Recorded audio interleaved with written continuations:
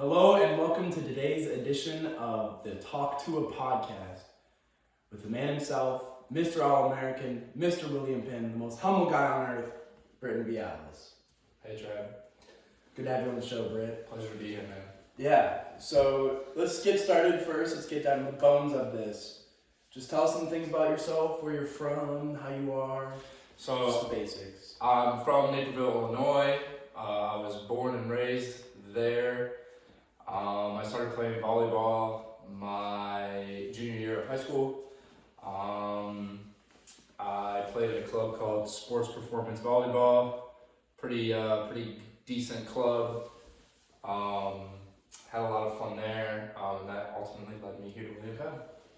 Awesome. So could you talk a little bit more about that high school to college transition, how you got recruited, why you got recruited, et cetera, et cetera? Yeah, so I originally started playing volleyball when I was in middle. That was my junior year of high school. Kind of was just feeling it out. It was a new sport at the time. I really enjoyed it. I thought I could do it pretty well. So I went to club that next summer. Had a lot of fun playing, and I was like, okay, I could probably do this to the next level. Went back to high school next year. I was an outside because everybody on my team could not pass, and I just could. Suddenly. And so I played outside for a little bit, and then I got recruited as a middle here at William Penn.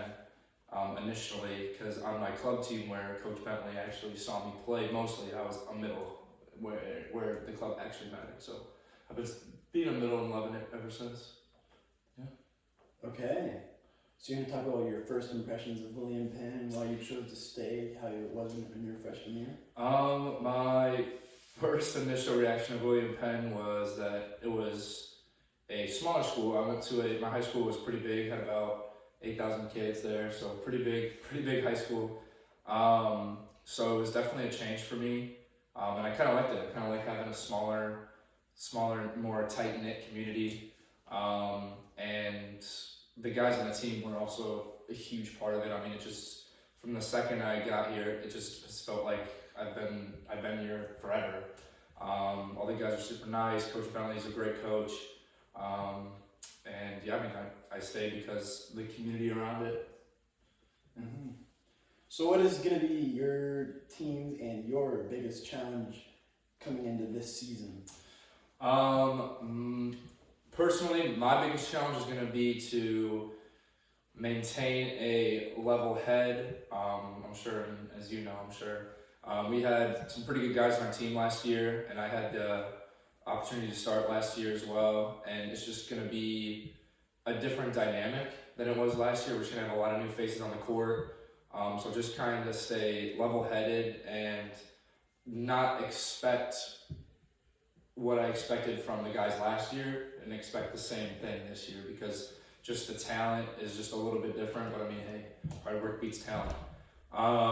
So yeah, super optimistic about the season this year. Overall game-wise, I think that it's gonna be as the team goes on. There's your second part of the question, right?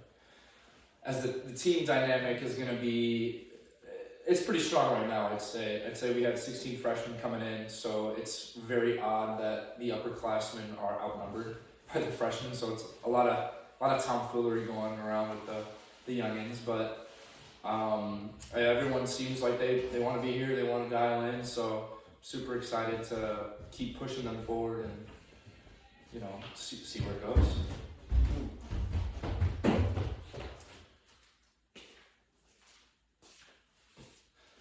This is not a special guest. This is just a random. So talking about challenges for this year, how would you translate your past success towards future success on the volleyball? On the court, I'd say that I'm gonna have to really step into that role of being a leader on the court. I feel like last year I wasn't as much of a leader as the other guys. I was more of kind of like I was just kind of there, like I was the middle. but I think that this year it's going to be more important than ever that I kind of step up and go into more of a leadership role and really bring up the team, because I mean, I was on that, only me and two other people were on that starting team. So I mean, it's going to be very interesting. Like we know what it takes, and it's tough. We didn't even win. I mean, we got third, but I mean, we didn't even win, and we know how hard it was just to get to that point. So I think it's really going to benefit the team if as a leader I can share kind of that experience, as well as show them how hard you actually have to work just to get third. But hopefully this year we get go further. But you never know. You never know. Never know. So how would you describe the team dynamic this year? Well, it's definitely been interesting. I would say it's kind of hard to read at the moment because we haven't really started playing any games. So I think it'll take a turn when we have to dial in and games actually start mattering, because we've done a bunch of scrimmages and all that stuff.